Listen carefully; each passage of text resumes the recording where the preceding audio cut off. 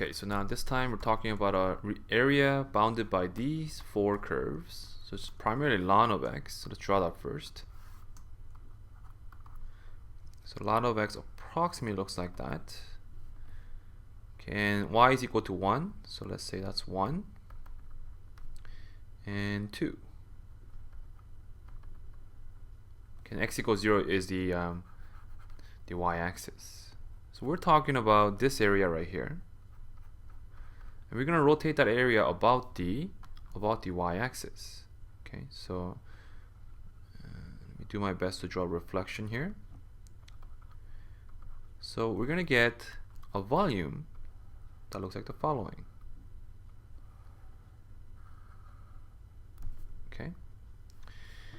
All right. So actually, let me try to add a little bit of shading in there. Shading always helps to illustrate 3-dimension.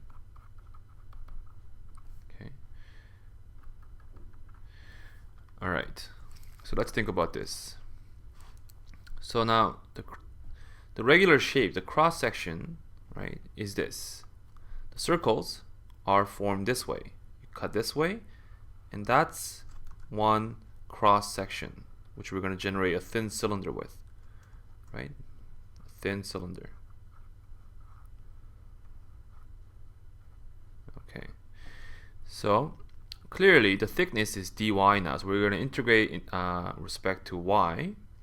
Okay, and the radius now is, do you see that if this value, the point there is x and y, that x value is the radius. Okay, so that right now we have radius is equal to, radius is actually equal to x, which is a function of y. Okay, so this right here, what's given is y in terms of x. Okay, let's change to x in terms of y. By definition, this x is e to the power of y. So radius is clearly then e to the power of y. Okay, so we actually have all the information we need now. To get the volume, we integrate along y. So we're starting from 1 and finishing at 2. So 1 to 2.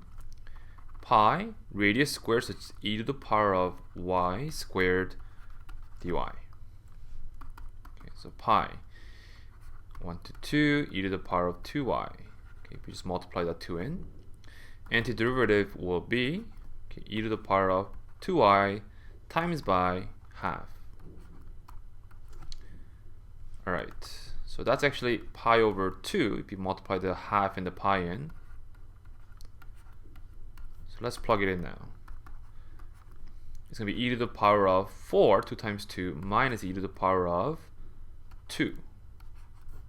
Okay. So, I mean, if you want, I guess you can factor out maybe e squared and write e squared minus 1. Okay, so that's the final form of the answer.